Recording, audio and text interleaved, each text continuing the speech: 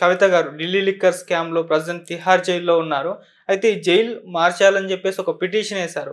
అంటే జైలు అధికారులు కోర్టు ఆదేశాలు ఇచ్చినా కూడా తనకు కావాల్సిన సౌకర్యాలు ఇవ్వట్లేదు అని జెప్పేసి ఆమె చెప్పడం చూస్తున్నాం. మరిప్పుడు జైలు మార్చే సిట్యుయేషన్ ఏమన్నా కనిపిస్తుందా? నేను అందులో నాకు అర్థమైందేంటంటే, అదే కోర్టులో జనరల్‌గా ఇటువంటి పొలిటికల్ ఓరియెంటెడ్ కొన్ని ఈ మానిటరీ సంబంధించిన హై ప్రొఫైల్ కేసులు అనుకున్న వాళ్ళని రిమాండ్‌లోకి గానీ, జైలు శిక్ష పడినప్పుడు ఏం చేస్తారంటే, వీళ్ళు ముందుగానే పిటిషన్ పెట్టుకుంటారు.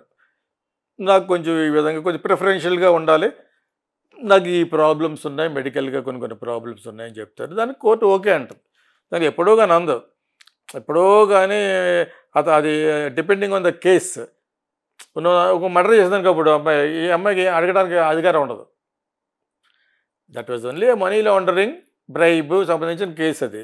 సో అటువంటప్పుడు ఒక chief minister's daughter, ex chief minister daughter అంచేత ఇవన్నీ కన్సిడర్లో తీసుకోవాలి. కోర్టు తీసుకుని ఏం చేస్తుందంటే, so give whatever the పిటిషన్లో ఉన్నాయి, 1-2 ఓకే చేసి ఓకే అంటుంది అనమాట.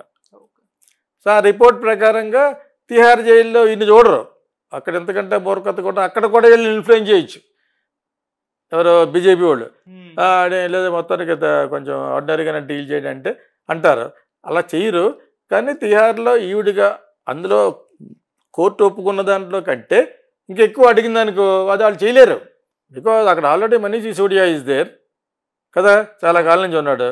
అలా ఇంకా చాలా పెద్ద పెద్దలు ఉంటారు అక్కడ. అంచేత నీకు సెపరేట్గా ఎవరు ఇంటికాడి నుంచి ఫుడ్ ఒప్పుకుంటారు, వాళ్ళు ఏది బెడ్ ఏది అడిగినట్టు ఉంది, అవన్నీ ఇస్తే ఇవ్వచ్చు. ఇవ్వట్లేదు అనేది మన వాళ్ళు సోషల్ మీడియాలో పుట్టిందంటే పురుగులు పట్టేసి అన్నట్టుగా మనం చెప్తూ ఉంటాం. అసలు ఎంతవరకు నిజం, ఎంతవరకు కోర్టు ఒప్పుకుంది, ఎంతవరకు మీరు మళ్ళీ పిటిషన్ పెట్టారు, మళ్ళీ ఈ అమ్మాయికి ఏదో స్పెషల్గా మెడికల్ కావాల్సి విమెన్ కాబట్టి అడిగి ఉంటుంది. అది కూడా బటర్ చేస్తే ఒప్పుకోరు, మామూలుగానే పడుకోవాలి, కటిక దాని మీద పడుకోవాలి. This is not that case.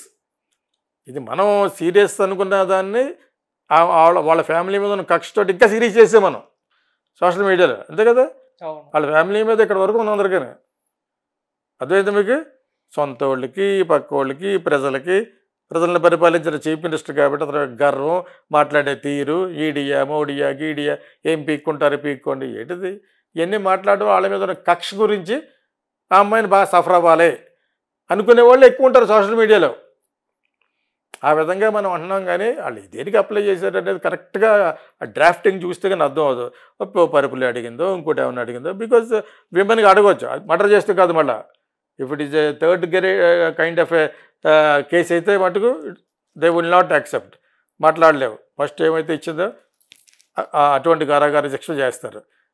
So ఇక్కడ ఏంటంటే అలా కాదు, it is a different little sober case ఇది యాక్చువల్గా. అయినా కూడా సోబర్ కేసు అయినా కూడా కేజ్రీవాల్ని అరెస్ట్ చేయడం అనేది పెద్ద బూత్. అది అతనే వాయించుకుంటున్నాడు లాయర్గాను. అతను అడిగిన ప్రశ్నే చాలా చాలా బాగున్నాయి. ఓకే, చాలా బ్రహ్మాండంగా మాట్లాడుతున్నాడు.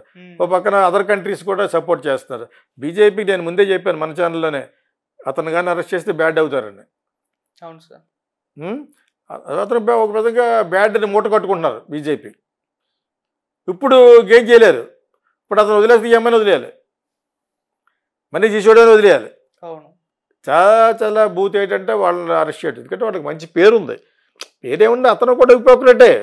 నేను చీఫ్ మినిస్టర్నే అవునన్నాడు, నాకు పాలిటిక్సే వద్దన్నాడు. అన్నా హజారే గారి నుంచి వచ్చిన కొత్తలో, అదే అర్నాబ్ గోస్వామి టీవీలో. మరి తర్వాత పాలిటీషియన్ అయిపోయాడు, కానీ చేసాడు, చాలా బాగా చేశాడు.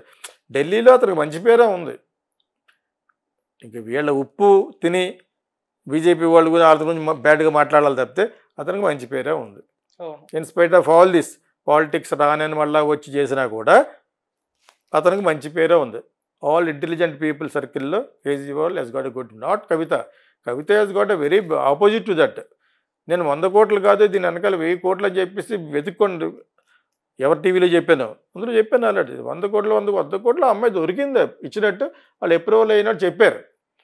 It is a more than 1000 crores worth of case ఇది. ఇప్పుడు ఎందుకు వచ్చిందంటే వీళ్ళకి లబ్ధి కావాలి. BJP wants the mileage and they want to damage in Telangana BRS. దాన్ని లేకుండా చేసేయాలి.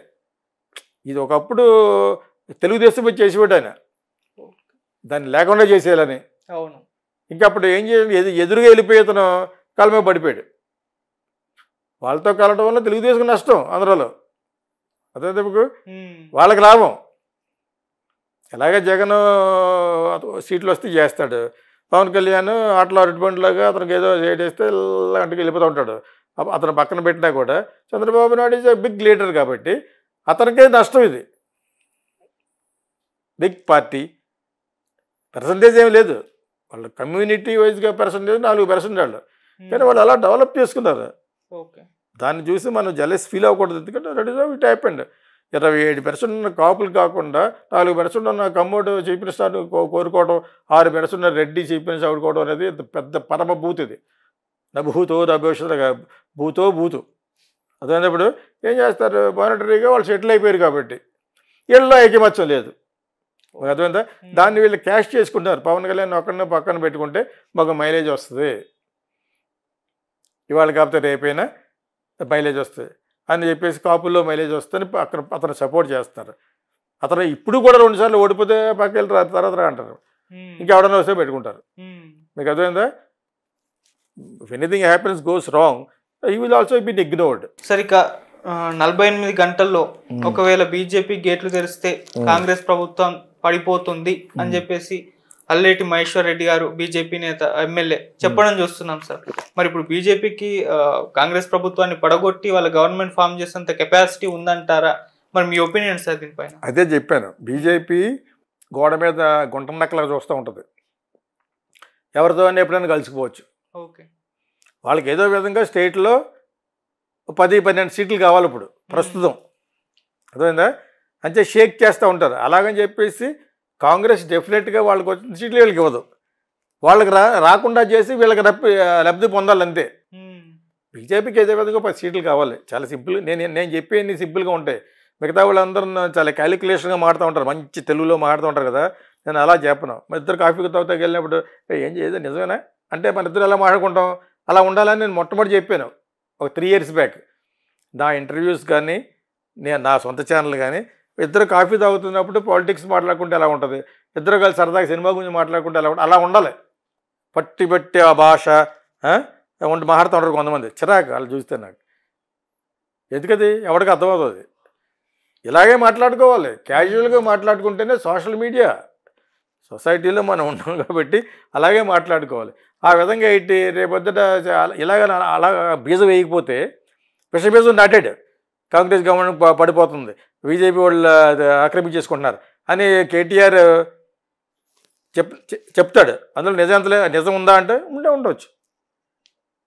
బీజేపీకి ప్రత్యక్షంగా నేషనల్ లెవెల్లో పార్టీ ఎవరో అపోజిషన్ కాంగ్రెస్, వాళ్ళకి రేపొద్దున కాంగ్రెస్కి 10 సీట్లు వస్తే వీళ్ళకి డెఫినెట్గా ఎవరు నేషనల్ పార్టీ కాబట్టి ఎవరిస్తారు, బీఆర్ఎస్ ఇస్తుంది, అక్కడ జగన్ ఇస్తాడు, కూటమి చంద్రబాబు నాయుడు ఇస్తాడు, పవన్ కళ్యాణ్ ఇస్తాడు. వాళ్ళకి వస్తే ఇక్కడ అలా కాదు, ఇక్కడ ఈక్వేషన్ కాంగ్రెస్ అనేది గెలిచిపోయింది, ఇక్కడ వాళ్ళు ఎక్స్పెక్ట్ చేయని జరిగిపోయింది. సో ఏదో విధంగా గవర్నమెంట్ని దొబ్బేయడానికి చూస్తారు వీళ్ళు, ఏదో విధంగా అతనికి వచ్చిన సీట్లు వాటికి వీళ్ళకి రావాలని చూస్తారు, కానీ వాళ్ళు ఎవరు, వీళ్ళు గెలవాలంటే వాళ్ళని బ్యాట్ చేయాలి.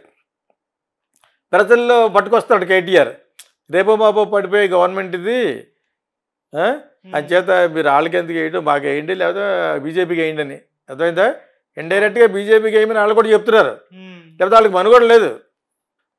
ఒకరి తర్వాత వాళ్ళు జైలుకి వెళ్ళిపోతూ ఉంటారు. అది కూడా జైలుకిలో పెట్టాలని కాదు, జైల్లో కానీ పెడితే ఆ పార్టీ ఇమేజ్ని దెబ్బకొట్టడం కోసం.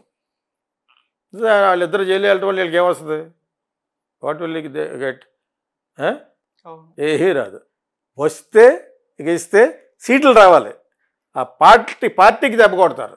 ఇలాగ మనం మాట్లాడుకునేట్టుగా మాట్లాడితేనే జనాలకు బాగా అర్థం అవుతుంది. నిజంగా గవర్నమెంట్ పట్టుకొట్టేస్తారంటే ఆ ఇంప్రెషన్ పట్టుకొచ్చాడు, ఒక విత్తనం వేసాడు కేటీఆర్. మరి నా మీద మరి టెలిఫోన్ అని అదని ఇదని మొత్తం వాగుతున్నారు కదా, అది నీ మీద కూడా ఒకటి వేద్దామని ఒక 2005 ఒకటిని ఆ పార్టీకి ఇచ్చాడు కదా. మరి తర్వాత ఈ గవర్నమెంట్ పడిపోతుంది, వీళ్ళు మొత్తం లేపేస్తారండి. లేదని ఎందుకంటాం, ఒకసారి ఈక్వేషన్ చెప్తాను. ఇప్పుడు బీజేపీ ఉంది, ఇక్కడ బీఆర్ఎస్ ఉంది.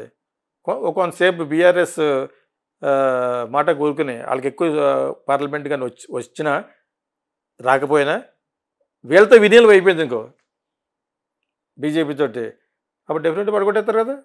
అవును. కొంతకాలం వ్యవధిలో డెఫినెట్గా కాంగ్రెస్ని ఏదో విధంగా దెబ్బ కొట్టడమే వాళ్ళ ఇది, వాళ్ళ యొక్క main aim and goal to finish off Congress. So ఆయన Revanth Reddy is in danger, కానీ దాని డేంజర్ కింద కాకుండా కాపాడుకుంటూ వస్తాడు. అర్థమైందా? అది అది అప్పుడు ఇండైరెక్ట్గా బోడీ గారితో నేను వీక్ క్యాండిడేట్ నిలబెడతానండి, మీరు మంచి క్యాండిడేట్ నిలబెట్టండి అని కూడా అనొచ్చు. మీకు అర్థమైంది? ఇప్పుడు అది వాళ్ళ యొక్క పార్టీ ద్రోహం చేసినా కూడా, లేకపోతే నిన్నే మొత్తం లేపేస్తా ఉంటారు, అలా చేయడు.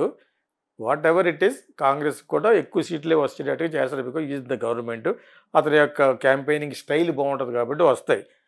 అందులో సీట్లు మాకు ఒక 10 కావాలని అడుగుతారు ఇప్పుడు వీళ్ళు. బీఆర్ఎస్లో ఒక 4-5, నీ దాంట్లో 10 వస్తే బాగుంటుందని.